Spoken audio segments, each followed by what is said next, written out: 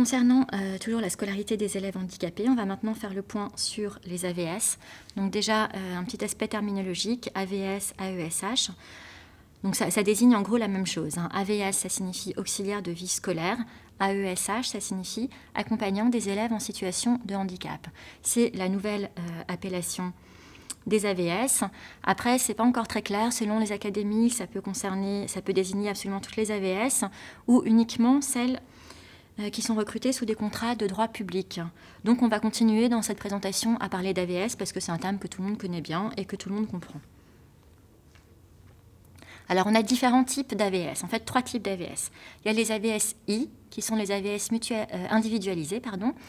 Alors, une AVS individualisée va être affectée sur un volume horaire spécifique et notifié par la MDPH à un élève. Donc, l'AVS individualisée pourra éventuellement s'occuper de plusieurs enfants. Si elle s'occupe d'un enfant pendant 12 heures, elle peut s'occuper d'un autre enfant pendant 12 heures. Il y a les AVS mutualisés.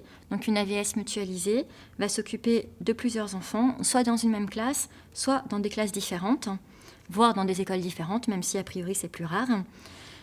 Contrairement à l'AVS individualisée, donc pour laquelle, comme on a dit, la MDPH indique la quantité horaire qu'elle devra passer chaque semaine auprès de l'enfant, il n'y a pas de quantité horaire définie à l'avance par la MDPH pour les AVS mutualisées. Donc c'est le directeur de l'école ou le principal, le proviseur, qui vont décider du temps que l'AVS mutualisée va passer avec tel ou tel enfant. Il y a les AVS AVS collectives.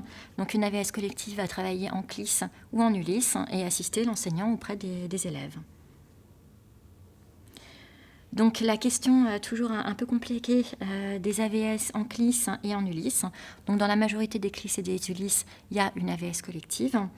Maintenant, pour certains enfants qui ont d'importantes difficultés, notamment des enfants autistes qui ont des gros troubles de l'attention, des grosses difficultés de compréhension, etc., des troubles du comportement, des problèmes d'autonomie, on peut avoir besoin de demander en plus une AVS individuelle ou mutualisée.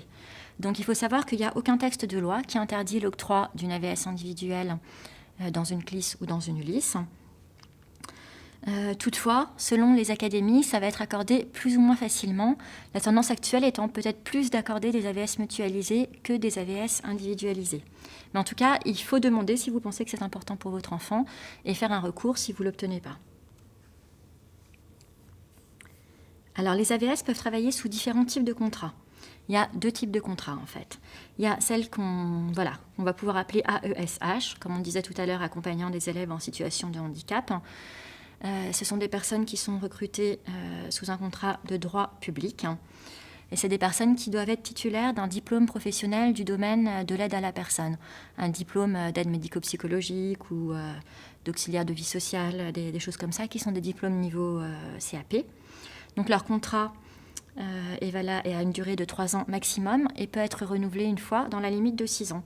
Et après ces 6 ans d'activité, elles peuvent accéder à un CDI. Le deuxième type de contrat, qui concerne la grande majorité des contrats, c'est les AVS en contrat aidé. Ça s'appelle des CUI, contrat unique d'insertion. Donc pour pouvoir prétendre à un contrat unique d'insertion, il faut satisfaire à certaines conditions. La condition étant qu'il faut être spécialement désavantagé dans la compétition pour l'accès à l'emploi.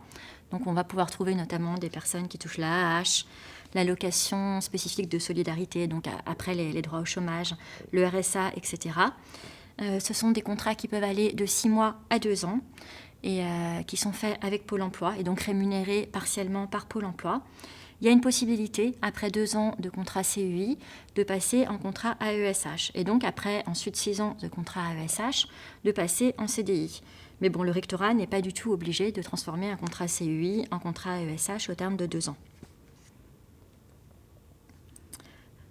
Pour les enfants autistes, on trouve encore autre chose, ce qu'on appelle des AVS privées ou des accompagnantes psychoéducatives.